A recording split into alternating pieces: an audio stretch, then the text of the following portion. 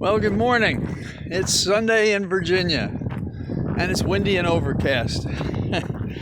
And, sorting through what I'm thinking about today, I can't get my mind off the Virginia election, of course. I suppose I'd follow New Jersey if I thought it was closer, but I think there's a 9-point spread for the Democrat. I may be wrong, but I'm pretty sure it's that. And the races they'll be looking at are some mayoral races, but the big time race is right here in Virginia. I live in a county, Loudoun County, that has been kind of a bellwether predicting how Virginia would go. But if you want to follow the election tomorrow, this is what you should look for. If you look at Virginia, the top of Virginia, Northern Virginia, is going to go strongly Democratic. If there's any weakness there, then that means there's going to be weakness in the outcome. And then you go through Alexandria.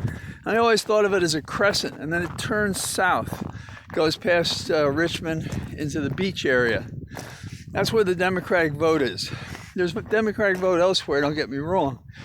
But it may be safe to say, as go Northern Virginia, so goes the election. And that's why we've seen Youngkin up in Northern Virginia, not expecting to win, but to see if he can cut into that vote in the rural areas. But rural means there are less voters, and the polling indicates that we're going to do well with suburban voters and women and educated women, sorry to say, but that's the way it is. Young people, presuming they come out, they're not always good at that, persons of color. So there's a coalition, and I think what we're fighting is the energy.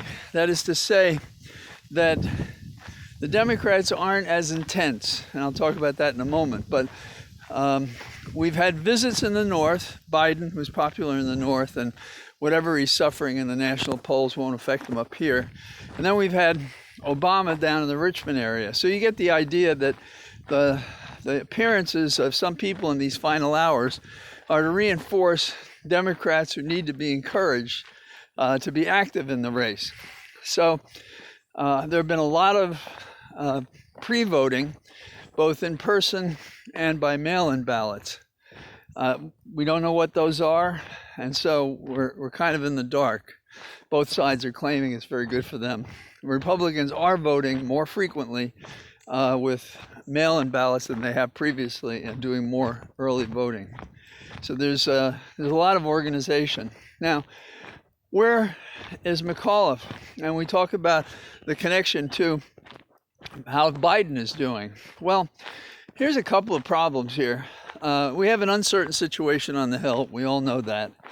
And I'm worried about Democrats waiting to see what happens to McAuliffe, because if McAuliffe loses, then they think they'll back off their support of the bills that they're now debating. Interesting approach. Instead of doing the good thing and giving him and Democrats more generally bragging rights for helping the people. Politics, people will cut off their nose to spite their face. So that's kind of what I see there. Now, I know there are people up on the Hill writing a 1,700-page bill for, repairing America, if you will.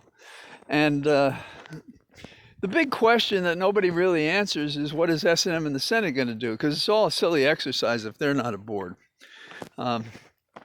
Now, we continue to have the problems about the Trump records. Trump is complaining, you can't have my records. And we have on this score, we have the White House against that principle. We have the members of Congress against that principle.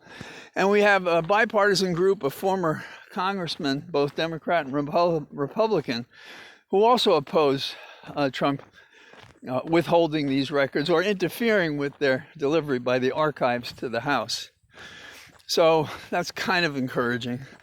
We have the notion of the Supreme Court tomorrow, Monday, hearing the argument whether or not a stay should be granted for the backward-looking abortion bill out of Texas, which is now law, that says after 6 weeks, a woman can't have an abortion. And if she does, if somebody notices it, then bounty hunters can sue the person and they can win $10,000. Now, the argument before the court has been, oh, you see, the fact that there are these bounty hunters, that changes the law. I mean, is there state action? Well, stop the music. Who wrote the bill? The state. Where is it going to be enforced? The state courts.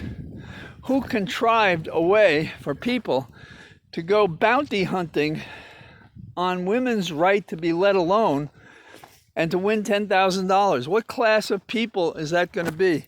And what do we do if 7 people line up and say, oh, she had an abortion? Anyhow, the court has pretty clearly, you don't have to rely on me, said in the minority that this is a direct confrontation and rejection of Roe v. Wade, which says 24 months.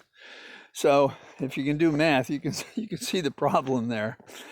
Now, what is the argument by the bad guys from Texas for the stay?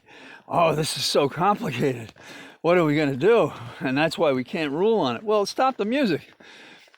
If it's complicated, why should something that's new and complicated replace what is fair and known and is apparently the binding precedent? And that's what the minority in the Supreme Court said. So we'll get a chance tomorrow to see if the Supreme Court, during the argument and whatever it issues, is ideological or judicial. If they deny the stay, we've lost the Supreme Court until we can repair it or intimidate it into doing the right thing, or packing the court with an additional 4 members, 3 to replace the 3 that shouldn't be on the court in the first place, and 1 so that you have an odd number so you can actually pass laws. I hate to say it, but off in Scotland, we're going to have a meeting for, I think it's 12 days, about how we deal with the environmental crisis, global warming. And Greta Thunberg, the young lady, precocious, charming, and a fighter, says she's had enough of empty words and promises. Now, I've read the stories today about what people think about it. And basically the environmentalists, the ones who are thoughtful and have studied it, think that by 2030, we have to have cut the carbon emissions in half. And if you look at the numbers of the other nation states, they're saying things like 40 and 50. And so, there's going to be drought and hunger. There's going to be privation and deprivation. There's going to be a lot of pain because people won't do the right thing. I didn't mention Manchin, but he's among a host of people in the fossil fuel industry who don't give a damn about us or the planet. And again, the world is being unrepresented. And on top of it, key players in this discussion, both China and Russia, are not even going to be at the conference. And of course, under Trump, we weren't even at the conference. I do have this feeling, despite all these kinds of complaints, what else can you expect from an Irishman on a Sunday in his cathedral of trees? But every day I wake up and Biden is in the White House, a fellow I thought was going to promise us normalcy, and I have to say mostly he has. And that to me is a great contribution to the sanity of America in and of itself. Also, I think he's well-intentioned, and when he and I may disagree, and you and he may disagree, and all the other people may disagree, we're still having a more civilized conduct of government than we've had for many years. And I suppose our principal argument, mine and yours, dissenters are welcome, is that we need more fight. These things you can't slip this punch. You have to block it and hit it, and we're not doing that. And I think we have to do that. Finally, I've issued a podcast today, a little early because of other things I have to do. And what it's about is the critical race theory and what that means. And I'm talking to the president of my high school, very smart man, very experienced, and he's analyzed this pretty carefully. And he's not ideological and he's not political. I'll tell you, basically, he's against systemic racism, and he thinks we have a responsibility to do something about it. That's it. That's the whole thing. And if you want to simplify what our argument is against the Republicans, it is that they prefer intolerance, discrimination, misleading our children, and withholding from them critical information. So, listen to the podcast, see what you think, and have a good day, and I'll be out tomorrow. And if you haven't voted, make sure you do on Tuesday for the right guy. Take care. Bye-bye.